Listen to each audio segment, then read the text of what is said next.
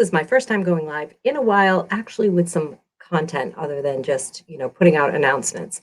So um, I decided to revive. I never really had a live stream called Ask the Organizer. I would do them periodically on Periscope back in the day and occasionally here on Facebook, but I've decided to make it a regular thing.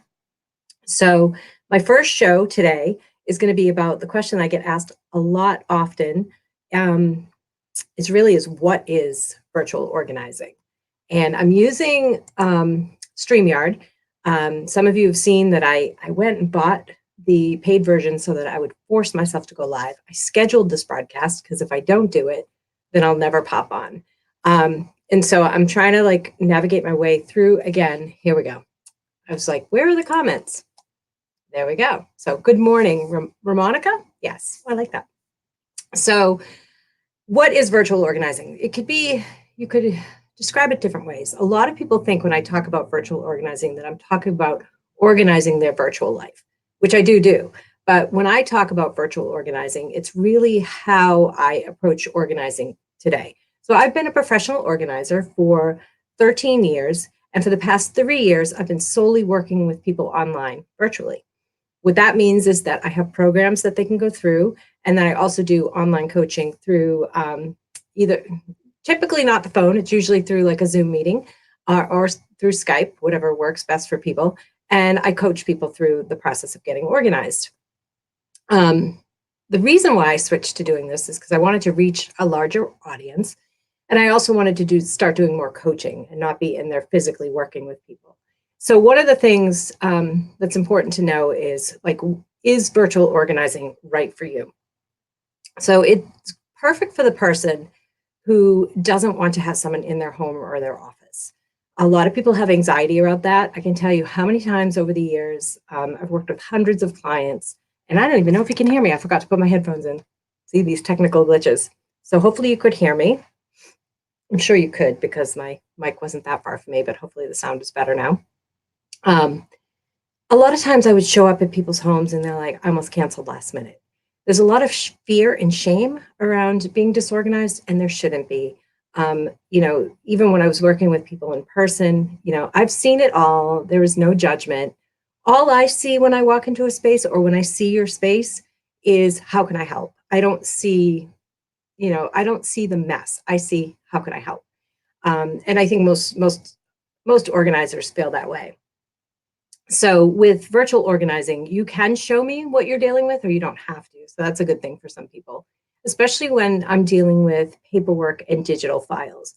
A lot of people, as much as I can assure you that everything is kept confidential, there's still that fear that people are going to see, they're going to see how much credit card debt you have, or, any kind of like legal documents, anything like that. A lot of people have fear around that. So this is where virtual organizing is awesome because I can't really get my hands on your paper. So if that's a concern of yours, it's great. Now, I will tell you that in order to take advantage of virtual organizing, you have to be somewhat of a self-starter. When I started doing the virtual organizing, I was actually doing one-on-one appointments with people as if I was there with them in person, but I found that that wasn't the best use of my time or my skills.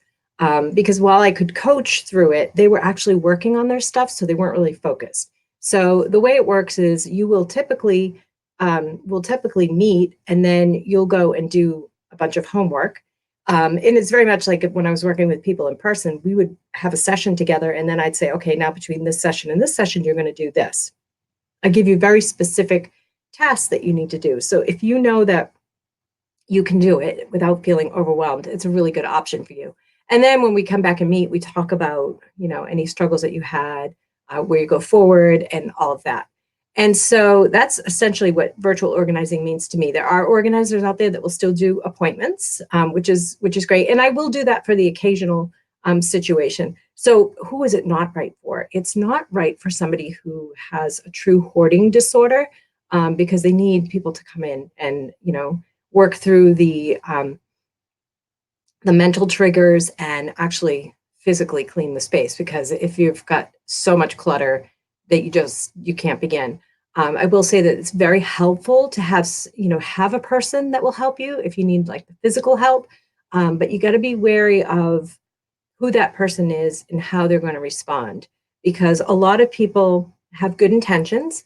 I always tell people that, yes, I'm organized and I became an organizer, but that's not why I became an organizer. I became an organizer because I was organized and then everything kind of fell apart. When I had kids, I lost my parents. I was running two businesses at the time. So I had to really relearn how to do things.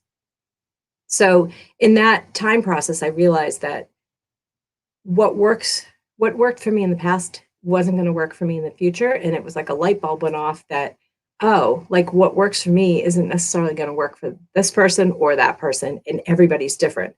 So what I've learned over, the 13 years is that we are all different. There are similar types, so it's easy to kind of discern what's going to work for somebody.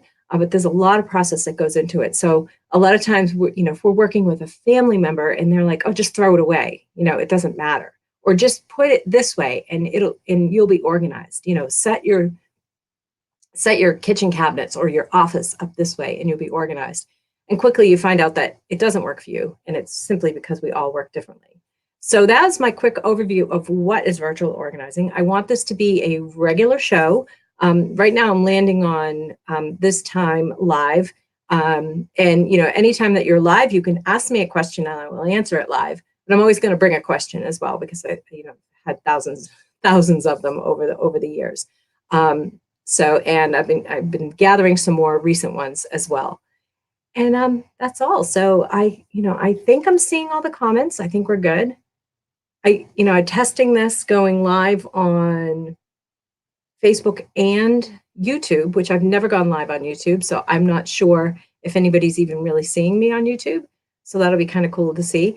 And yeah, I'm loving it. I love that this actually schedules out easily, and you can go to two places at once. So I will get back to Periscope. So now I'm just going to quickly go. I'm just testing stuff around. So there's my site if you want to learn more about kind of the services that I have and what I do.